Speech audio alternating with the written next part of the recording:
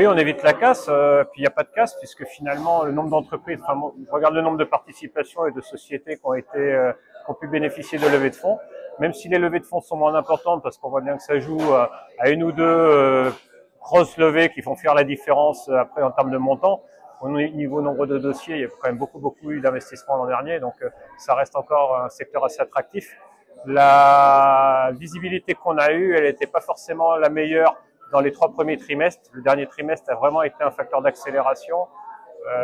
2025, on va être sur la continuité de 2024. On a encore des dossiers à signer de 2024.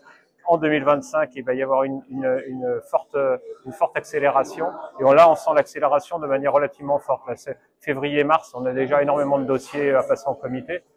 Donc, moi, je suis pas inquiet par rapport à la vision du secteur. De toutes les façons, les fonds qui ont été mis un peu en sommeil sur les investissements ont des durées pour pouvoir investir. Et il y a eu beaucoup de levées 2022-2023.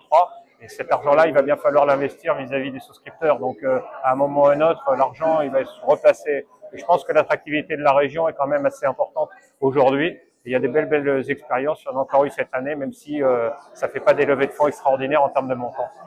Finalement, 2024, ça a été relativement homogène, assez équilibré, même si le numérique était quand même pareil, était aussi assez important.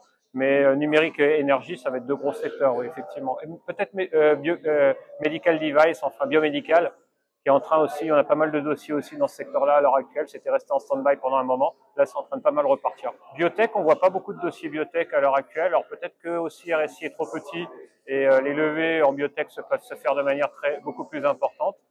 Il y en a une l'an dernier. Et là, cette année, pour l'instant, on en a une ou deux qu'on est en train de regarder. Je ne sais pas si ça ira jusqu'à leur terme, peut-être. Hein, je n'ai pas d'infos là-dessus.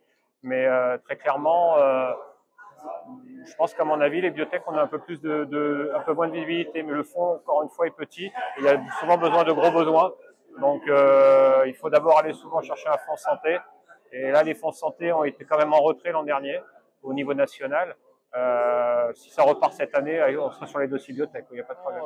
Très clairement, l'instabilité des investisseurs qui se projettent normalement dans le temps n'aiment pas l'instabilité quand elle est à court terme. Mais souvent, il y a des effets de réflexe qui sont assez humains, qui sont des systèmes de protection. On a eu un moment où il n'y avait pas d'investissement, puis après des réinvestissements sur des lignes connues, parce que c'était nécessaire. Et puis là, on recommence à voir effectivement de nouvelles lignes qui apparaissent au dernier trimestre 2024. Donc on peut imaginer effectivement que ce sera dans la continuité cette année. Après, il y a eu les élections américaines, on voit que ça bouge quand même beaucoup. Tout le monde en parle. La réalité pratique sur le terrain, elle n'est pas forcément immédiate pour la typologie d'entreprise de région sud d'investissement en attendant. Voilà. L'Europe est présente, l'Europe et nous est très présente puisque on a beaucoup d'argent du FEDER sur nos fonds et plus de 60%. Et en fait, aujourd'hui, l'Europe est très présente. Elle continue effectivement à avoir une stratégie de développement de grandes filières, de grandes verticales. Comme la région sud est quand même sur beaucoup de verticales, on a pas mal de possibilités effectivement d'investissement.